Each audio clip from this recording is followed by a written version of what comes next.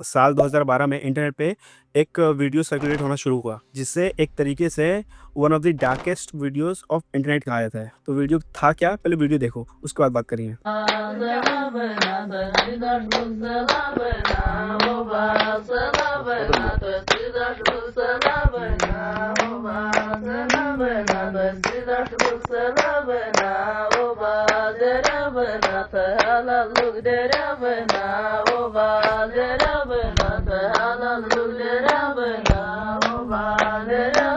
नहीं समझ में आया क्या था?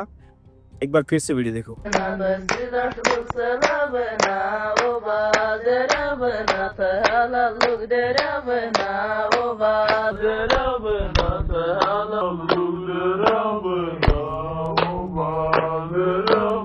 अभी भी नहीं समझ में आया, क्योंकि वीडियो में ऐसा कुछ ऑब्जेक्शनल था ही नहीं। तो फिर इसे इंटरनेट का one of the darkest video क्यों कहा जाता है? जब उसके बारे में हम लोग पता करेंगे कि उसके डीप में क्या है, और इस वीडियो की वजह से 8 से 9 लोगों की मौत हो गई। देखने में एक बहुत ही नॉर्मल वीडियो लग रही है।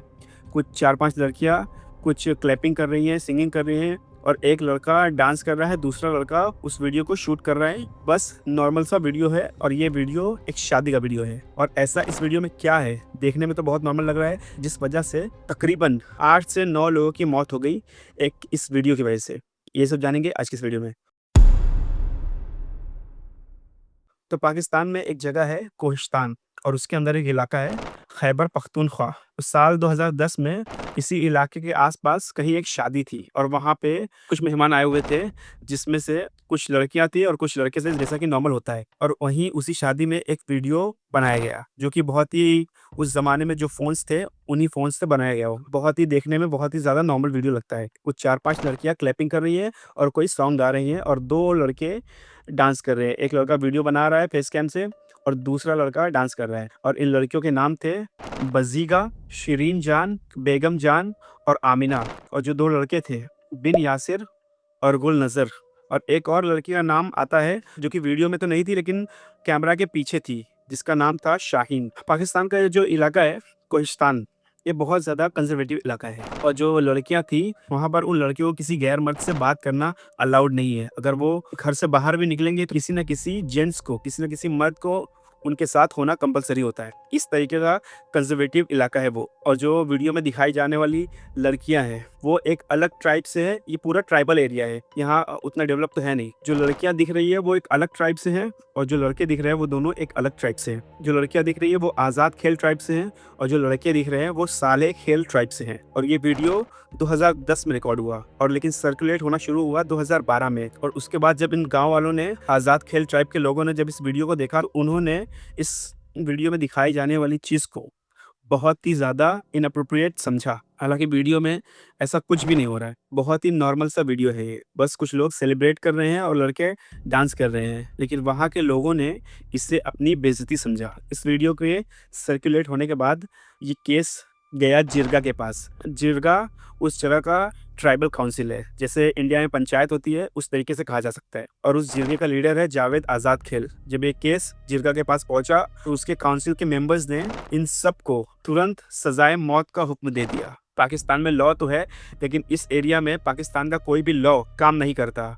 उनके अलग ट्राइबल रूल्स है। पाकिस्तान चाहकर भी अपना जो लॉ है वो यहाँ पर इम्पोज नहीं कर पा रहा था। और जब ये न्यूज़ बाहर आई कि जितने भी लोग इस वीडियो में दिख रहे हैं, जिरगा ने उन्हें सजाए मौत का हुक्म दे दिया है, तो ये खबर पहुंचती है एक और शख्स के पास, जिसका नाम था अफजल कोहिस्तानी। अफजल कोहिस्तानी इस वीडियो में दिखने वाले 2 लड़के बिन यासिर और गुल नज़र का बड़ा भाई था, और उसने वो काम किया जो उसे नहीं करना चाहिए था। उन ट्राइबल लोगों के मुताबिक उसने जाकर इस बात की पुलिस कंप्लेंट कर दी, लेकिन उससे भी कुछ हुआ नहीं। तो वो वहाँ से कोहिस्तान से अबोटाबाद आया, और वहाँ पर एक प्रेस कॉन्फ्रेंस करी, और उस प्रेस कॉन्फ्रेंस में उसने उस वीडियो को दिखाया, और उसके बाद बताया कि वहाँ पर जो जिरगा है उन्होंने क्या फैसला दिया है। लेकिन तब तक भी उसकी बातों को कोई सीरियसली ले नहीं रहा था। और उसके जो 2 भाई थे, बिन यासिर और गुल नज़र, उन दोनों को जिरगा के लीडर्स जो थे, जिरगा के मेंबर्स जो थे, और उनके बाकी जो साथ में और भी मेंबर्स थे, उन्होंने मिलकर इन दोनों को मार दिया और जो 5 लड़कियां थी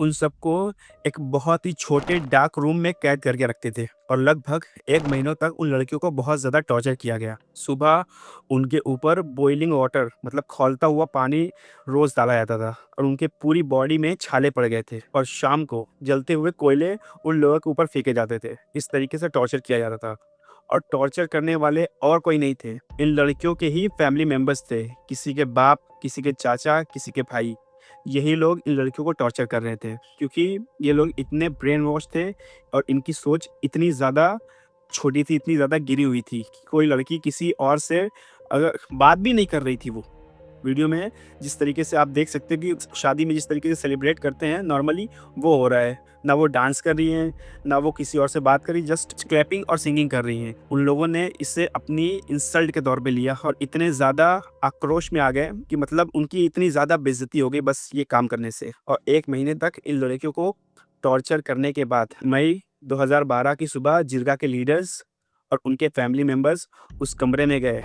उनके हाथ और पैर को बांधा गया और चाकू से उन 5 की गर्दन को काट दिया गया और उन सबको मार दिया गया। लेकिन अफ़ज़ल उसके बाद भी रुका नहीं।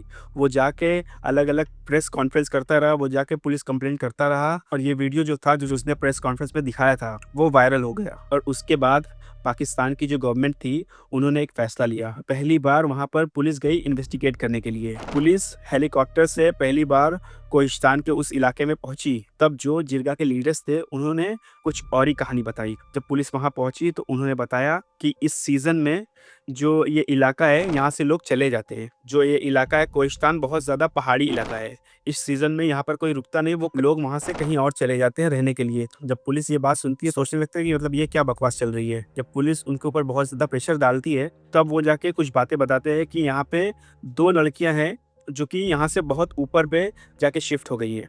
अगर आप लोगों को उनसे मिलना है तो आपको ट्रेकिंग करके ऊपर जाना पड़ेगा। तो पुलिस आई थी इन्वेस्टिगेट करने और लड़कियों से मिलने। 5 नहीं कम से कम 2 तो थी। पुलिस वालों ने कहा कि हाँ, हमें उन 2 लड़कियों से मिलना है और 4 घंटे की ट्रेकिंग करके पुलिस वाले ऊपर गए उन 2 लड़कियों से मिलने। और जब पुलिस वाले उन लड़कियों से मिले तो उस वक़्त भी उन लोगों ने वही कपड़े पहने हुए थे जो उन लड़कियों ने उस वीडियो में पहने हुए थे। उनमें से 2 लड़कियाँ वहाँ पर थी जिनसे पुलिस वालों ने बातचीत करी और उसके बाद जब पुलिस वाले वहाँ से चले गए वापस आए तो उन्होंने कहा कि ऐसा कोई केस बनता ही नहीं जब लड़कियाँ ज़िंदा हैं। तो जो अफ़ज़ल था उसे जब ये बात पता चली तो उसने तुरंत ये बात मानने से ही इनकार कर दिया कि वो लड़कियाँ ज़िंदा हैं। उसने बताया कि ये कोई और लड़की है, ये दोनों लड़कियाँ कोई और लड़कियाँ हैं, ये वो लड़कियाँ है ही नहीं। उसके बाद अफ़ज़ल कोहिस्तानी ने एक और एफआईआर दर्ज की और उसके बाद ये मामला सीधा सुप्रीम कोर्ट में जाके पहुंचा। लेकिन जब अफ़ज़ल ने ये एफआईआर दर्ज करी और उसके बाद उसके साथ जो हुआ शायद उसने भी नहीं सोचा था।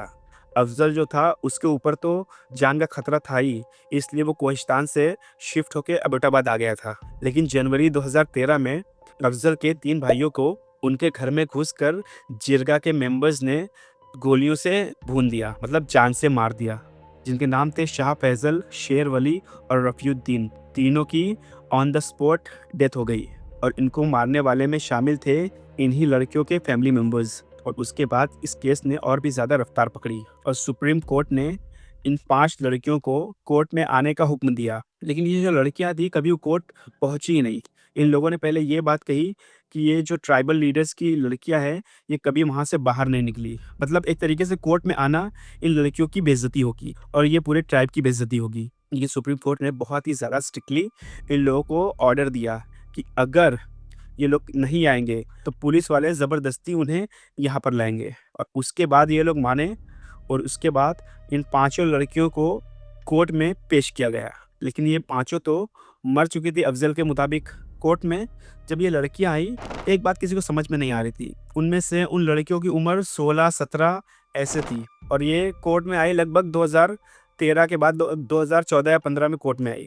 और जो वीडियो बना था 2010 में और तब उन लड़कियों की उम्र 18-19 साल या 18-19 या 20 साल थी।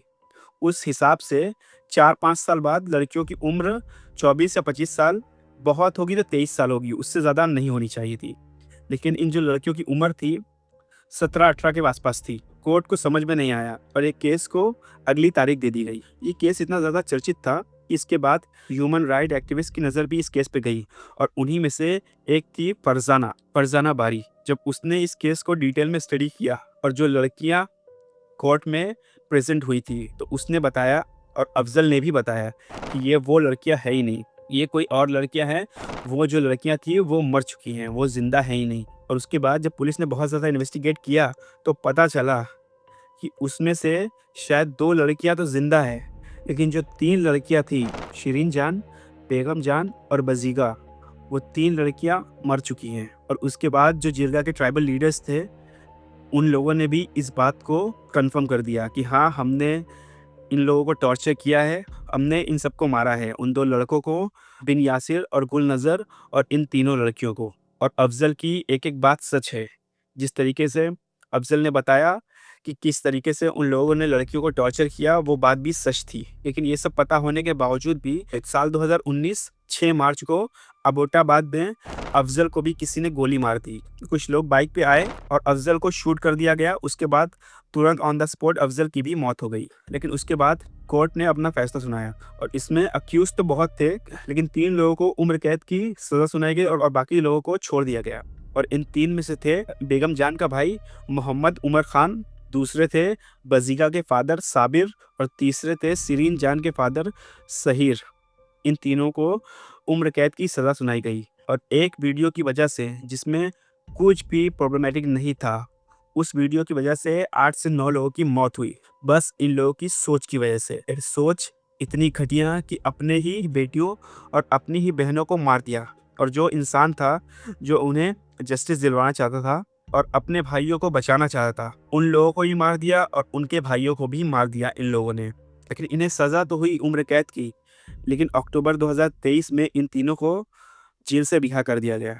और एक तरीके से देखा जाए तो इन लोगों को कोई सज़ा हुई नहीं।